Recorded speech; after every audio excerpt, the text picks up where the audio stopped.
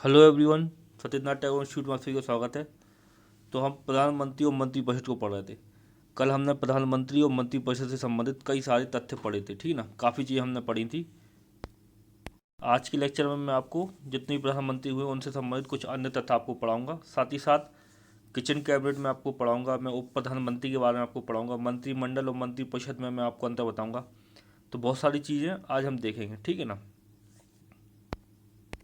तो यदि ये वीडियो आपको अच्छी लगे तो वीडियो को लाइक कीजिएगा, शेयर कीजिएगा, कमेंट कीजिएगा, साथ ही हमारे चैनल को सब्सक्राइब कीजिएगा। और आप हमारे टेलीग्राम चैनल से भी जुड़ सकते हो। टेलीग्राम चैनल की लिंक इस वीडियो के डिस्क्रिप्शन में दी हुई है। तो चलिए लेक्चर को स्टार्ट करते हैं।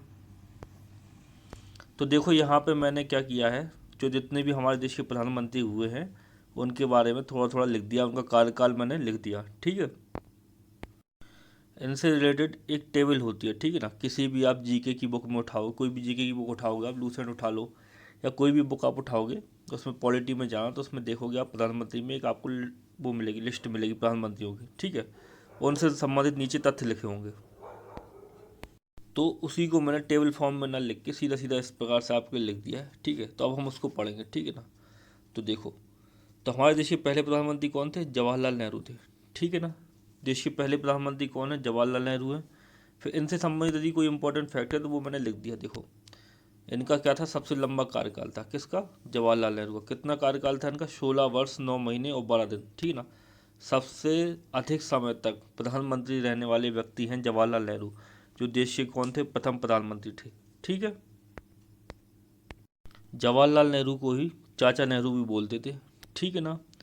चीन ने जब भारत पर आक्रमण किया था 1962 का भारत चीन युद्ध जब जो हुआ था, उस समय यही प्रधानमंत्री थे। कौन? जवाहरलाल नेहरू, ठीक है ना।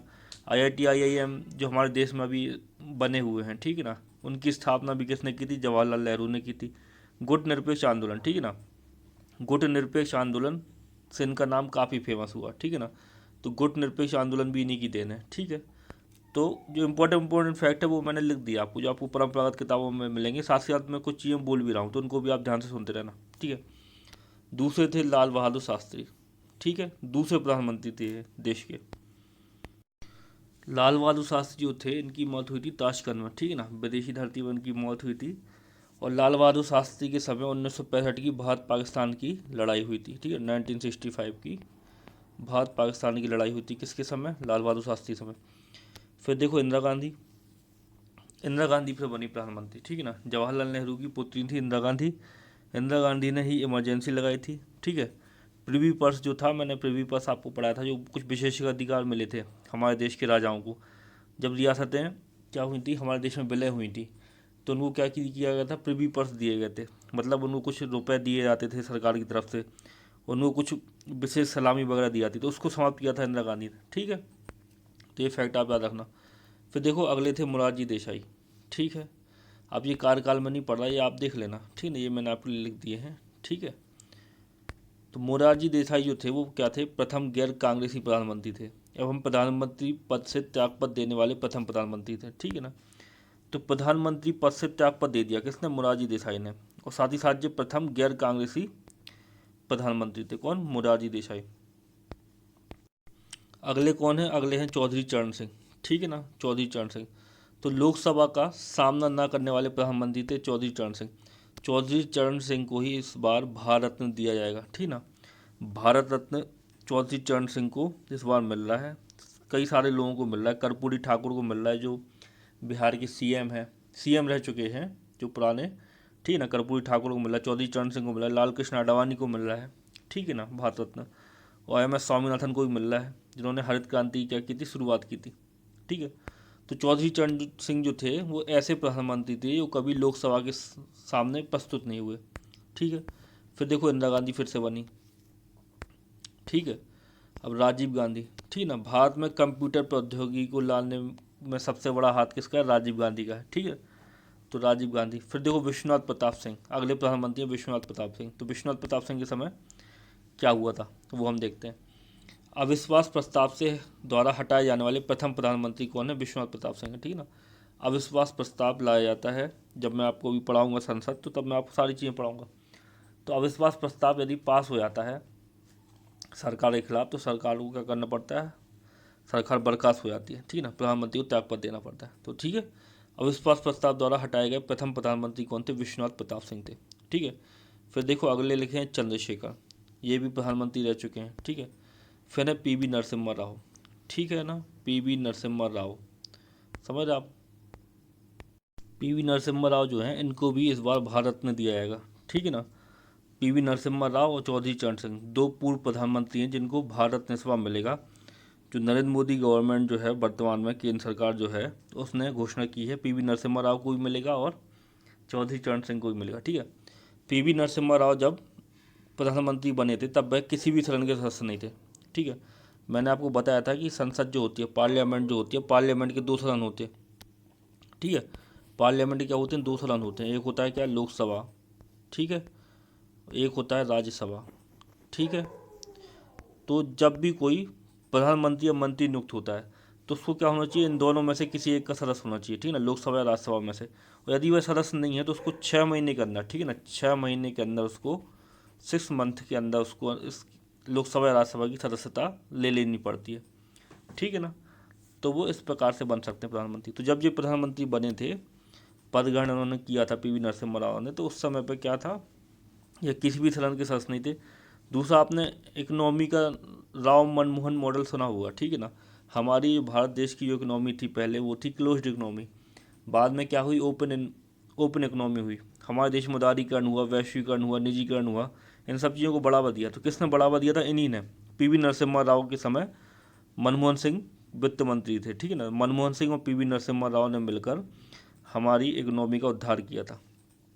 राव मनमोहन मॉडल उसको बोलते हैं। तो ये वही पीवी नरसिम्हा राव हैं। इसी कारण, इनकी इन्हीं उपलब्धियों के कारण इस बार उनको भारत रत्न भी मिल रहा है। फिर देखो अटल बिहारी वाजपेयी, ठीक है। अटल बिहारी वाजपेयी एक और महान प्रधानमंत्री रहे हमारे देश के, ठीक है ना। इनका सबसे छोटा कार्यकाल था, मात्र 13 दिन का कार्यकाल है, 13 दिन के लिए प्रधानमंत्री बने हैं, ठीक है।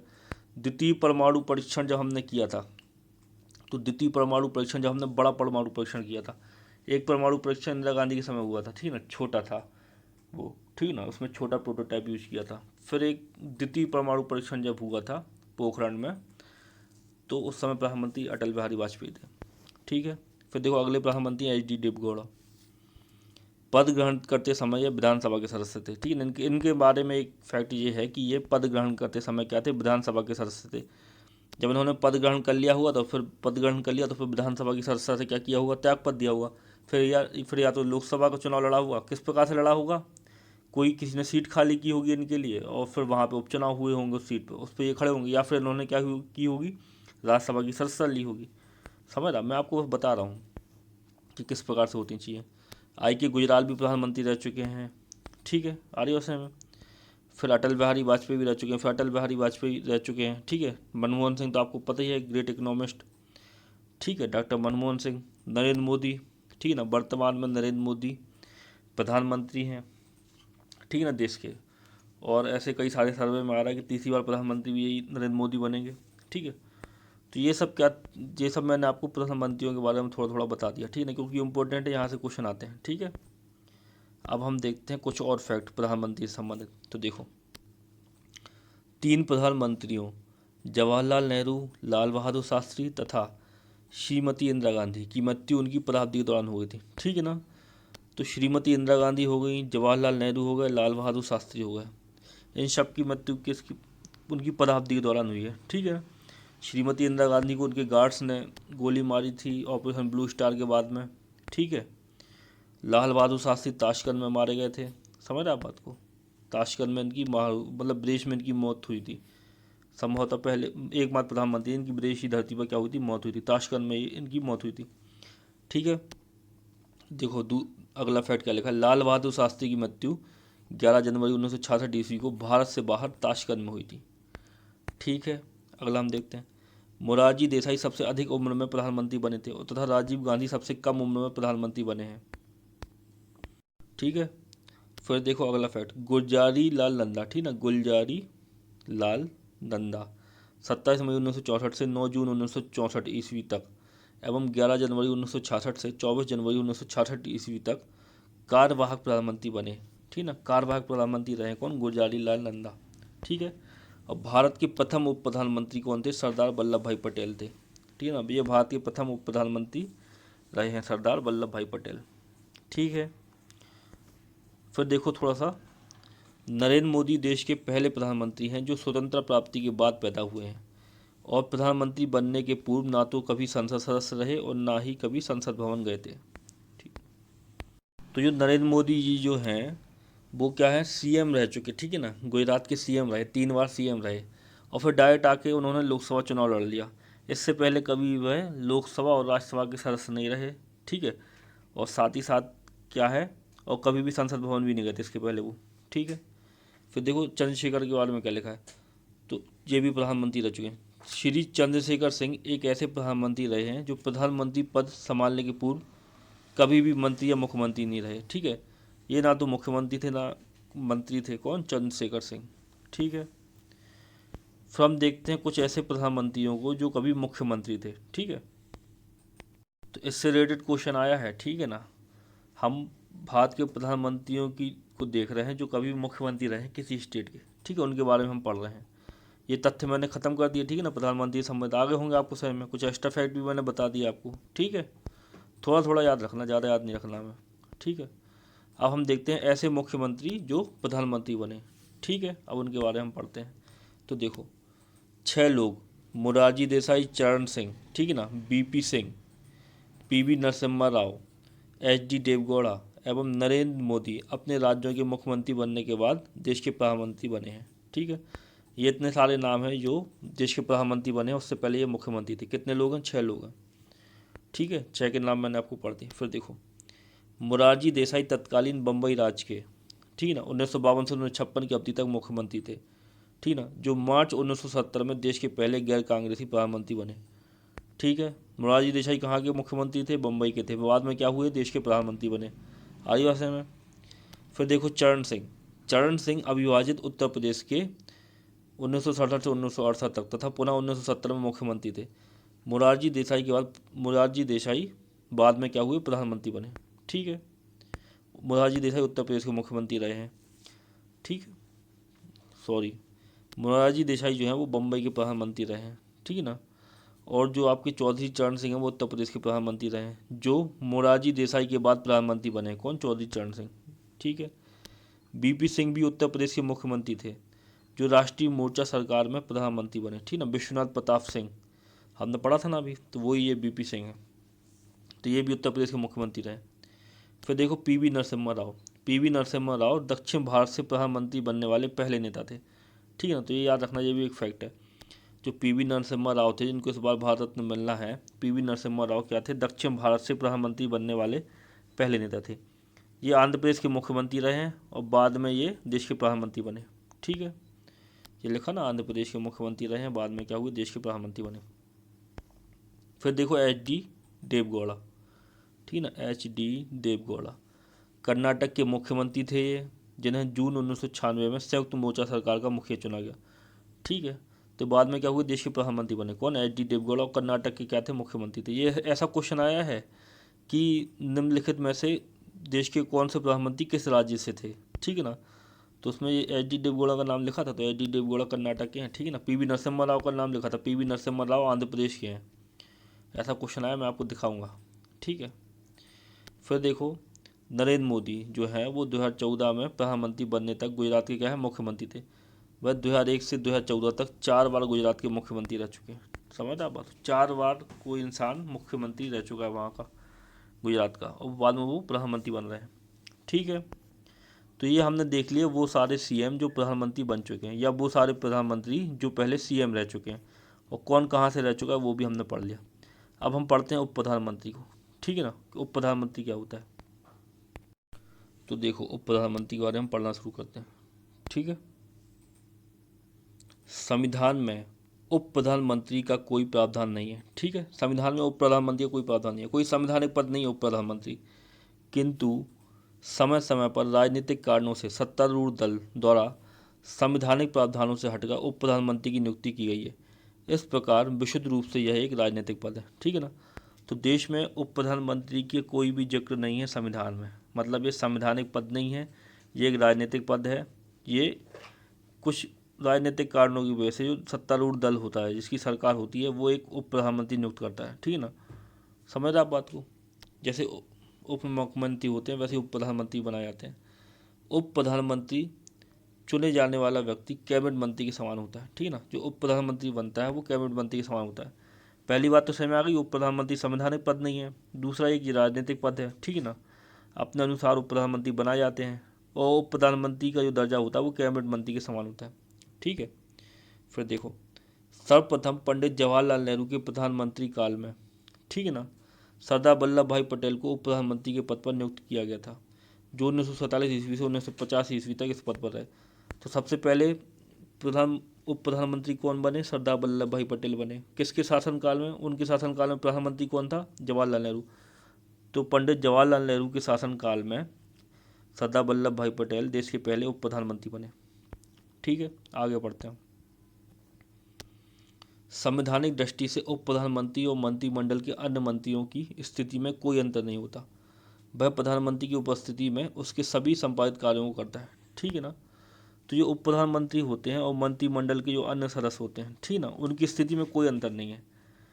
समझ रहा बात को, वो एक से ही है लगभग। कैबिनेट मंत्री का उनको दर्जा प्राप्त होता है उप प्रधानमंत्री को, और प्रधानमंत्री कहीं उपस्थित नहीं है। समझ रहा, प्रधानमंत्री किसी स्वास्थ्य कारणों से उपस्थित नहीं है, अपना कार्य नहीं कर पा रहे, तो प्रधानमंत्री उनका कार्य करते हैं, ठीक है। फिर हम आगे पढ़ते हैं। प्रधानमंत्री की मृत्यु या त्यागपत्र के पश्चात उप प्रधानमंत्री उसका पद ग्रहण नहीं करता है, क्योंकि प्रधानमंत्री की मृत्यु या त्यागपत्र के पश्चात मंत्रिपरिषद का विघटन कर दिया जाता है। समझ रहा, लेकिन ऐसा नहीं होता। ये इसलिए मैं आपको पढ़ा रहा हूँ, कहीं आपको कभी इस प्रकार का क्वेश्चन देखने को मिले जिसमें भाषा हो, कथन कारण हो, तो आप समझ सको। जो उप प्रधानमंत्री जो होते हैं वो कभी भी प्रधानमंत्री का पद ग्रहण नहीं करते। यदि प्रधानमंत्री की मृत्यु हो जाती, प्रधानमंत्री की मृत्यु हो जाती है या त्यागपत्र हो जाता है, तो मंत्रिपरिषद क्या होता है? विघटन हो जाता है। समझ रहे आप बात को, ये संवैधानिक प्रावधान है। अब तक उप प्रधानमंत्री नियुक्त किए जाने वाले व्यक्तियों की संख्या 8 है, ठीक है ना। अभी तक 8 लोगों को उप प्रधानमंत्री नियुक्त किया जा चुका है। इसका कारण यह है कि 1979 ईस्वी में प्रधानमंत्री मोरारजी देसाई ने उप प्रधानमंत्री चौधरी चरण सिंह और जगजीवन राम को नियुक्त किया था, ठीक है। तो 8 कैसे हो रहा है वो ये बता रहा है, 8 का ये कारण लिखा है, कोई ज़्यादा इंपॉर्टेंट चीज़ नहीं है ये। समझ आप बात। फिर देखो आगे पढ़ो। चौधरी देवीलाल को 2 बार बीपी सिंह और चंद्रशेखर के कार्यालय में उप प्रधानमंत्री बनाया गया। तो ये भी अपने आप में एक फैक्टर है। 2 बार उप प्रधानमंत्री बनने वाले व्यक्ति कौन से हैं? तो चौधरी देवीलाल हैं, ठीक है ना। बीपी सिंह के ज़माने में भी रहे उप प्रधानमंत्री और चंद्रशेखर के कार्यकाल में भी उप प्रधानमंत्री रहे। कौन? चौधरी देवीलाल। अब देखो एक लिस्ट है नीचे, इसमें भारत के उप प्रधानमंत्री लिखे हुए हैं, साथ ही उनके सामने लिखे हैं प्रधानमंत्री, मतलब किस प्रधानमंत्री काल में कौन उप प्रधानमंत्री बना है अभी तक। 8 लोग बन चुके हैं अभी तक। ये तो पढ़ रहे हैं हम उसको, उस लिस्ट को मैं पढ़ रहा हूँ। सरदार वल्लभ भाई पटेल उप प्रधानमंत्री रह चुके हैं देश के। किसके शासनकाल में? जवाहरलाल नेहरू के शासनकाल में। मोरारजी देसाई उप प्रधानमंत्री रह चुके हैं देश के। किसके शासनकाल में? श्रीमती इंदिरा गांधी के शासनकाल में। जगजीवन राम, ठीक है ना, क्या रह चुके हैं? उप प्रधानमंत्री रह चुके हैं। किसके शासनकाल में? मोरारजी देसाई के शासनकाल में। चौधरी चरण सिंह उप प्रधानमंत्री रह चुके हैं। किसके शासनकाल में? मोरारजी देसाई के शासनकाल में, ठीक है। YV चौहान, ठीक है ना, ये भी उप प्रधानमंत्री रह चुके हैं चौधरी चरण सिंह के समय, ठीक है। चौधरी देवीलाल रह चुके हैं उप प्रधानमंत्री किसके शासनकाल में? विश्वनाथ प्रताप सिंह के शासनकाल में। फिर चौधरी देवीलाल रह चुके हैं उप प्रधानमंत्री किसके शासनकाल में? चंद्रशेखर प्रताप सिंह के शासनकाल में। और लाल कृष्ण आडवाणी जी, ठीक है ना, लाल कृष्ण आडवाणी जो है वो उप प्रधानमंत्री रह चुके हैं किसके शासनकाल में? अटल बिहारी वाजपेयी के शासनकाल में। करंट की न्यूज़ सुन लो, लाल कृष्ण आडवाणी समेत इनको भारत रत्न मिल रहा है, ठीक है ना। इनको भारत रत्न दिया जा रहा है। कुल 5 लोगों को भारत रत्न दिया जा रहा है। भारत रत्न जो होता है वो हाईएस्ट सिविलियन अवार्ड है देश का, वो मिल रहा है इस बार 5 लोगों को, जिसमें 2 पूर्व प्रधानमंत्री हैं। एक हैं चौधरी चरण सिंह, एक हैं PV नरसिम्हा राव, ठीक है ना। लाल कृष्ण आडवाणी को भी मिल रहा है। लाल कृष्ण आडवाणी उप प्रधानमंत्री रह चुके हैं देश के, ठीक है ना, अटल बिहारी वाजपेयी के समय। साथ ही साथ MS स्वामीनाथन को मिल रहा है जो हरित क्रांति के जनक हैं, उनको भी मिल रहा है। और साथ ही साथ कर्पूरी ठाकुर को मिल रहा है जो बिहार के पूर्व CM थे, ठीक है। तो ये चीज़ें मैंने आपको बता दी। तो ये हो गया भारत के उप प्रधानमंत्री, ठीक है ना। यदि हम ये देखें कि भारत के कौन से उप प्रधानमंत्री थे जो बाद में प्रधानमंत्री बने, तो देखो उसमें चौधरी चरण सिंह हैं, ये प्रधानमंत्री भी रह चुके हैं, उप प्रधानमंत्री भी रह चुके हैं, ठीक है। आ रही बात समझ में क्या बोल रहा हूँ मैं? समझ आप। चौधरी चरण सिंह जो हैं वो उप प्रधानमंत्री भी रह चुके हैं और प्रधानमंत्री भी रह चुके हैं। मोरारजी देसाई भी उप प्रधानमंत्री रह चुके हैं और प्रधानमंत्री भी रह चुके हैं। ये अलग एक फैक्ट बन गया यहीं पे, ठीक है। तो इस प्रकार से लिस्ट देखते रहा करो, अपने हिसाब से समझने की कोशिश करो। तो मोरारजी देसाई उप प्रधानमंत्री भी रह चुके हैं और प्रधानमंत्री भी रह चुके हैं। चौधरी चरण सिंह भी उप प्रधानमंत्री रह चुके हैं, प्रधानमंत्री भी रह चुके हैं, समझ आप। तो ये चीज़ अब हम पढ़ेंगे मंत्रिपरिषद और मंत्रिमंडल को, ठीक है ना। मंत्रिपरिषद और मंत्रिमंडल होता क्या है उसको मैं आपको समझाऊंगा। तो पहले हम पढ़ेंगे मंत्रिपरिषद को, फिर हम पढ़ेंगे मंत्रिमंडल को, ठीक है। समझ रहे आप बात को। तो मंत्रिपरिषद क्या होती है, विशाल संरचना है, समझ रहे आप। मंत्रिपरिषद में सारे मंत्री आते हैं, कैबिनेट मंत्री, राज्य मंत्री, उप मंत्री, समझ रहे आप। जितने भी परिषद में जितने भी मंत्री होते हैं, कैबिनेट मंत्री, राज्य मंत्री, उप मंत्री, उन सबको बोलते हैं मंत्रिपरिषद, ठीक है ना। और जो मंत्रिमंडल होता है, मंत्रिमंडल में केवल कैबिनेट मंत्री शामिल होते हैं, समझ रहे आप। जो कैबिनेट मंत्री होते हैं वो केवल मंत्रिमंडल में शामिल होते हैं। तो ये मेन अंतर है, ठीक है। धीरे धीरे अभी हम सब पढ़ रहे हैं, पहले समझने की कोशिश करो क्या समझा रहा हूँ मैं। तो देखो, मंत्रिपरिषद और मंत्रिमंडल में अंतर है, ठीक है ना। मंत्रिपरिषद जो होती है, मंत्रिपरिषद में ये लिखे ना, ये तीनों मंत्री आते हैं, कैबिनेट मंत्री, राज्य मंत्री, उप मंत्री। आ रही है आपको बात है में। और जो मंत्रिमंडल होता है, मंत्रिमंडल में केवल कैबिनेट मंत्री शामिल होते हैं, ठीक है। मंत्रिमंडल को इंग्लिश में बोलते हैं कैबिनेट, ठीक है। मंत्रिमंडल को बोलते हैं कैबिनेट, समझ आप, इंग्लिश में कैबिनेट, इसी को बोलते हैं कैबिनेट, समझ आप। और जो मंत्रिमंडल शब्द जो है ये संविधान में लिखा नहीं था, संविधान में मंत्रिपरिषद वर्ड लिखा है। मंत्रिमंडल जो शब्द आया है वो आया है 44 में कॉन्स्टिट्यूशनल अमेंडमेंट से, ठीक है ना। 44 में कॉन्स्टिट्यूशनल अमेंडमेंट द्वारा आर्टिकल, ठीक है, 352 में कैबिनेट शब्द को जोड़ा गया है या मंत्रिमंडल शब्द को जोड़ा गया है, समझ रहे आप। ये चीज़ें याद रखना, ये फैक्ट, ठीक है। अब हम पढ़ना चालू करते हैं। अब आपको समझ में तो आ ही गया होगा, पढ़ने की भी जरूरत नहीं है मंत्रिपरिषद को, मंत्रिमंडल को, ठीक है ना। फिर भी मैं आपको पढ़ा रहा हूँ, ठीक है। मंत्रिपरिषद और मंत्रिमंडल में अंतर समझ में आ गया। मंत्रिमंडल में केवल कैबिनेट स्तर के मंत्री होते हैं और मंत्रिपरिषद में सारे मंत्री आते हैं। जो मंत्रिमंडल जो है वो मंत्रिपरिषद का ही एक भाग है, समझ रहे। मंत्रिपरिषद का ही एक भाग है कौन, मंत्रिमंडल। आ रही बात समझ में। क्योंकि मंत्रिमंडल में केवल कैबिनेट मंत्री होते हैं और कैबिनेट मंत्री, राज्य मंत्री, उप मंत्री, ये सब मिला के होती है मंत्रिपरिषद। तो मंत्रिपरिषद का ही भाग है मंत्रिमंडल। आ रही बात समझ में। अब देखो, पढ़ना चालू करते हैं मंत्रिपरिषद को। मंत्रिपरिषद होती क्या है, तो देखो, मंत्रिपरिषद में सदस्यों की 3 श्रेणियाँ होती हैं, ठीक है ना।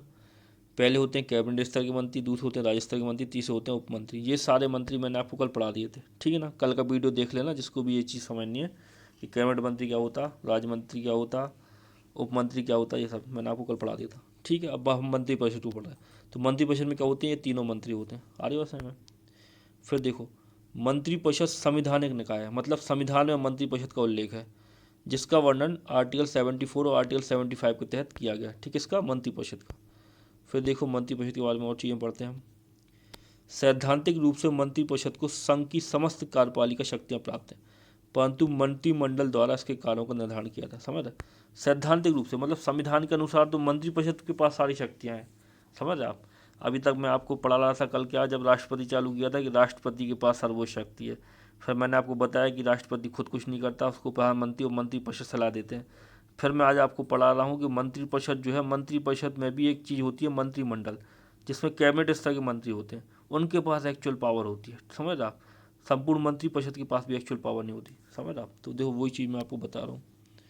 सैद्धांतिक रूप से मंत्रिपरिषद को संघ की समस्त कार्यपालिका शक्तियाँ प्राप्त हैं, परंतु मंत्रिमंडल द्वारा इसके कार्यों का निर्धारण किया था, ठीक है ना। तो मंत्रिमंडल के जो मंत्री होते हैं वही नीतियों का ज़्यादातर निर्धारण करते हैं, संपूर्ण मंत्रिपरिषद नहीं करती।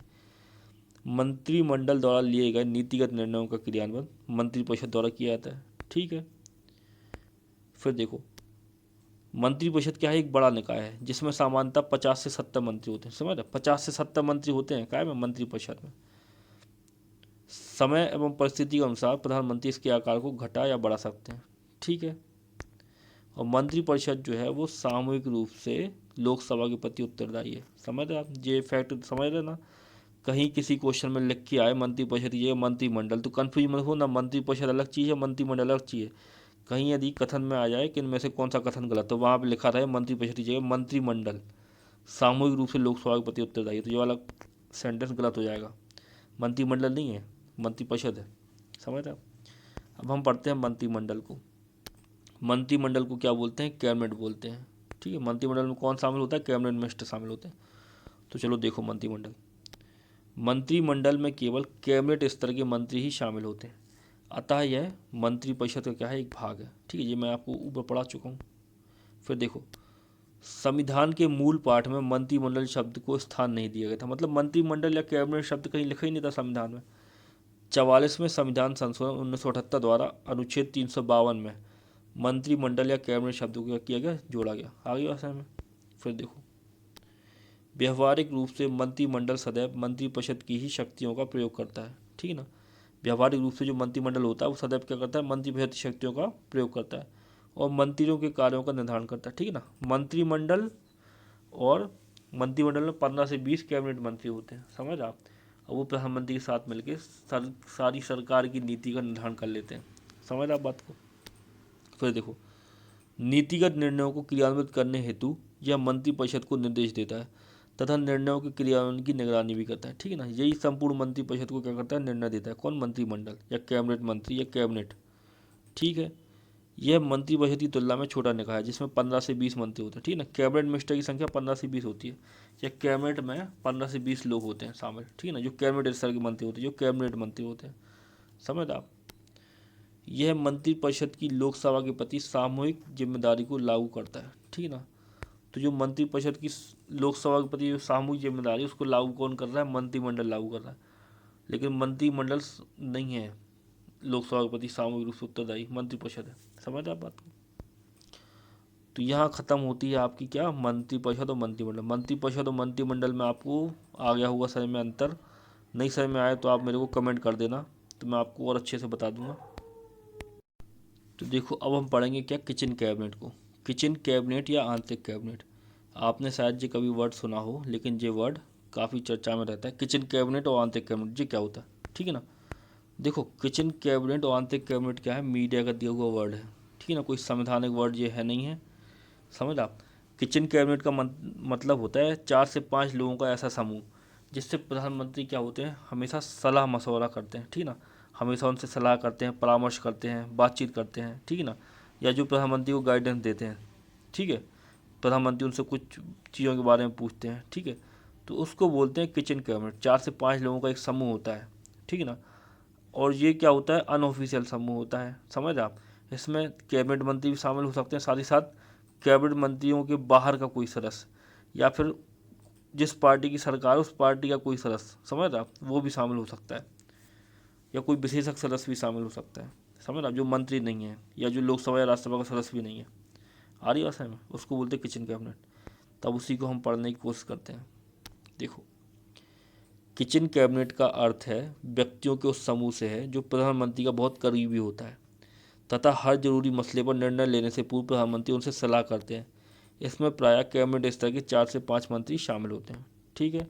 अब मैंने आपको बता दिया यहाँ पर कि 4 से 5 मंत्री शामिल होते हैं कैबिनेट स्तर के। जरूरी नहीं है कि मंत्री ही हों, वो कोई और भी हो सकता है, ठीक है। अब हम देखते हैं उदाहरण।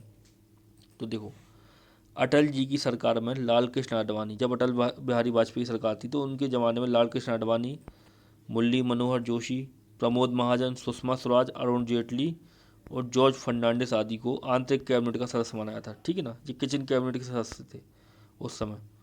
फिर देखो, अगला जो फैक्ट मैंने इसमें लिखा है, किचन कैबिनेट में बाहर का व्यक्ति भी शामिल हो सकता है, समझ रहे आप। किचन कैबिनेट में कोई बाहर का व्यक्ति, सरकार के बाहर का व्यक्ति भी शामिल हो सकता है, जिससे प्रधानमंत्री क्या है? सलाह लेते हैं। कोई विशेषज्ञ सदस्य हो सकता है, उन्हीं की पार्टी का कोई बड़ा नेता हो सकता है, ठीक है। अब देखो, उदाहरण के लिए मनमोहन सिंह सरकार में सोनिया गांधी कैबिनेट का हिस्सा नहीं थी, ठीक है ना। वो कैबिनेट का हिस्सा नहीं थी, लेकिन फिर भी वह किचन कैबिनेट में शामिल थी। मनमोहन सिंह जी जो थे, वो कोई भी डिसीजन लेने से पहले इंदिरा गांधी से क्या करते थे? सलाह या मशवरा करते थे, ठीक है ना, समझ आप, परामर्श करते थे उनसे।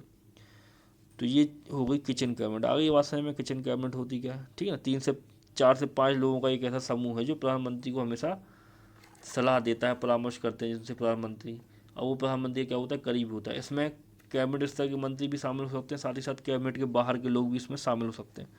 आगे बात समझ में, किचन कैबिनेट में क्या होता है। फिर देखो, अब हम पढ़ेंगे प्रधानमंत्री से संबंधित कुछ महत्वपूर्ण कथन, ठीक है ना, क्योंकि प्रधानमंत्री से संबंधित कथन आ सकते हैं। प्रधानमंत्री की पोस्ट काफ़ी महत्वपूर्ण पोस्ट है, तो उससे संबंधित कुछ कथन आ सकते हैं, तो वो मैंने आपके लिए लिख दिया, ठीक है ना। जहाँ जहाँ जिसने जो बोला है उन सब चीज़ों को मैंने आपके लिए लिख दिया है, तो उनको हम पढ़ेंगे। चलिए शुरुआत करते हैं, ठीक है। तो देखो, प्रधानमंत्री से संबंधित महत्वपूर्ण कथन, ठीक है ना। तो वास्तव में प्रधानमंत्री संपूर्ण तंत्र की धुरी है। ये किसने बोला है? डॉक्टर भीमराव अम्बेडकर ने बोला है, ठीक है ना, कि वास्तव में प्रधानमंत्री संपूर्ण तंत्र की धुरी है। ये कथन किसका है? डॉक्टर भीमराव अम्बेडकर का है। आगे बात समझ में। फिर देख लो अगला कथन, प्रधानमंत्री वास्तव में मंत्रिमंडल भवन के बतखंड की मुख्य आधारशिला है, जब तक हम उक्त पद को अधिकारपूर्ण स्थिति प्रदान न करें कि वह स्वविवेक से मंत्रियों की नियुक्ति तथा पदच्युति कर सके, एवं तब तक मंत्रिमंडल का सामूहिक उत्तरदायित्व प्राप्त नहीं हो सकता। तो देखो, ये क्या है? लंबा सा कथन है। ये भी किसका कथन है? भीमराव अम्बेडकर का है। तो भीमराव अम्बेडकर जी इस कथन में क्या कह रहे हैं, फिर से देख लो, कि प्रधानमंत्री वास्तव में मंत्रिमंडल जो भवन होता है उसके बतखंड की मुख्य आधारशिला है। समझ रहे आप? और जब तक हम उक्त पद को, मतलब प्रधानमंत्री के पद को अधिकारपूर्ण स्थिति प्रदान न करें कि वह स्वविवेक से मंत्रियों की नियुक्ति तथा, ये लिखा ना, ये वर्ड समझ लो, मंत्रियों को पद मुक्त करना लिखा है, पद मुक्त ना कर सके तब तक मंत्रिमंडल का सामूहिक उत्तरदायित्व प्राप्त नहीं हो सकता, ठीक है ना। तो ये बोला है किसने? डॉक्टर बी आर अम्बेडकर ने बोला है, डॉक्टर भीमराव अम्बेडकर जी ने ये बोला है। फिर देखो अगला कथन क्या लिखा है प्रधानमंत्री के संबंध में, यदि भारतीय संविधान के किसी अधिकारी की तुलना अमेरिकी अध्यक्ष से करें तो वह निश्चित रूप से प्रधानमंत्री है, राष्ट्रपति नहीं। समझा? अमेरिकी अध्यक्ष मतलब राष्ट्रपति। समझा? यदि अमेरिका के किसी पावरफुल व्यक्ति से भारत के किसी पद की तुलना करें, अमेरिका के राष्ट्रपति से भारत के किसी पद की तुलना करें, तो वो प्रधानमंत्री का पद है। समझा? अमेरिका में राष्ट्रपति के हाथ में सारी पावर होती है। अमेरिका में जो शासन प्रणाली है वो है अध्यक्षात्मक शासन प्रणाली।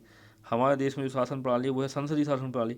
संसदीय शासन प्रणाली में एक संवैधानिक प्रमुख होता है जो राष्ट्रपति हैं, और एक होता है वास्तविक प्रमुख जो प्रधानमंत्री हैं, ठीक है। आगे भाषा में फिर देखो अगला कथन, प्रधानमंत्री की शक्तियां देख मुझे लगता है कि यदि वह चाहे तो किसी भी समय देश का अधिनायक बन सकता है।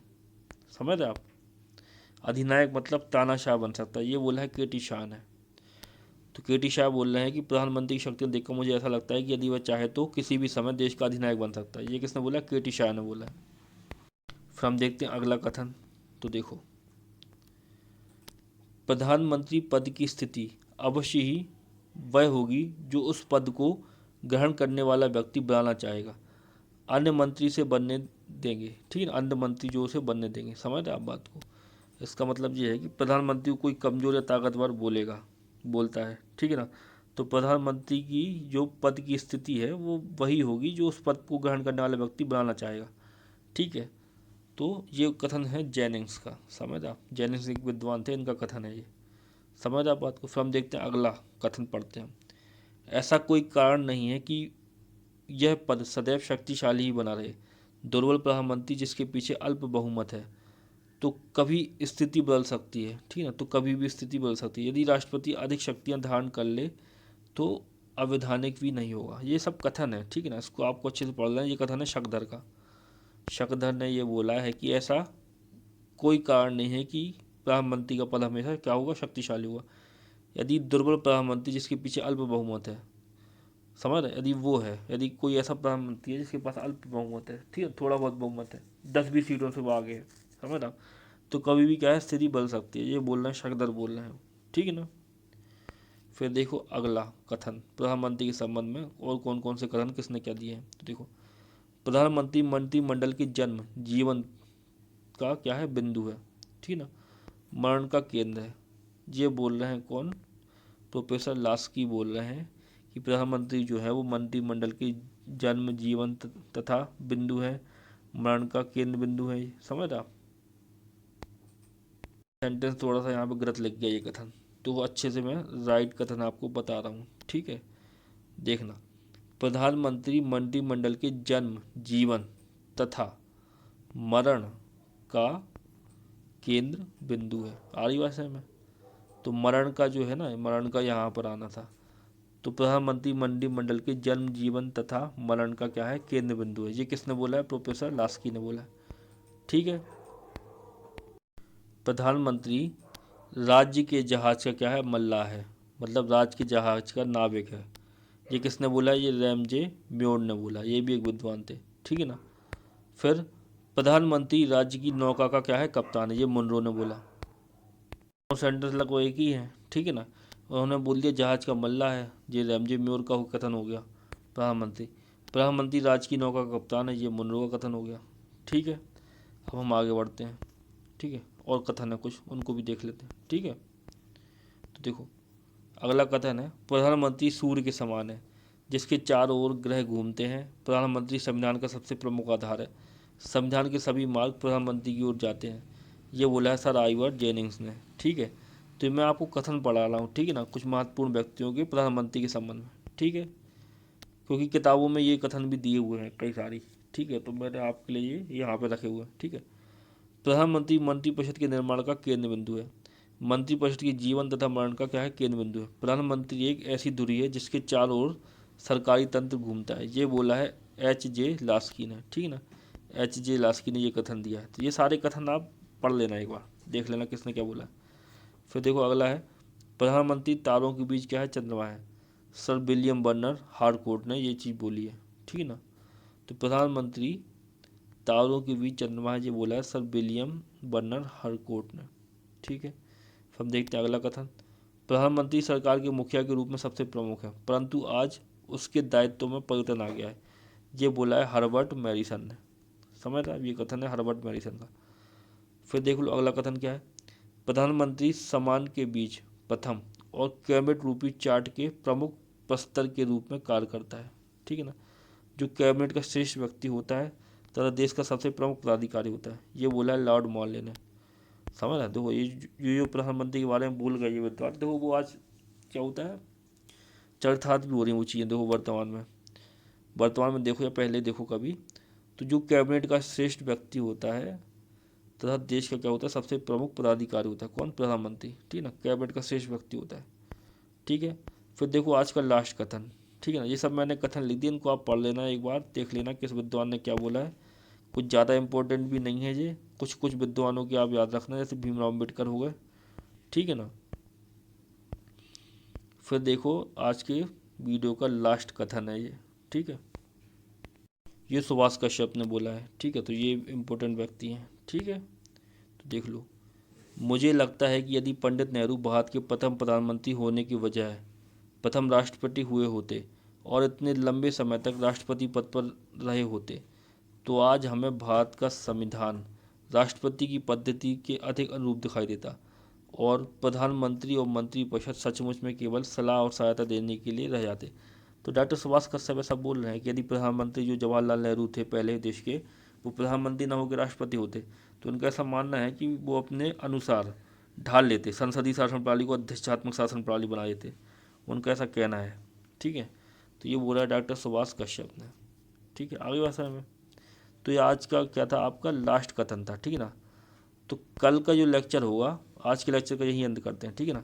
कल का जो लेक्चर होगा, कल के लेक्चर में आपको महान्यायवादी के बारे में पढ़ाऊंगा, साथ ही साथ हम संसद को भी कल स्टार्ट कर लेंगे। समझ आप। तो आज के लेक्चर का यही अंत करते हैं, कल फिर मिलेंगे नए लेक्चर के साथ में। धन्यवाद।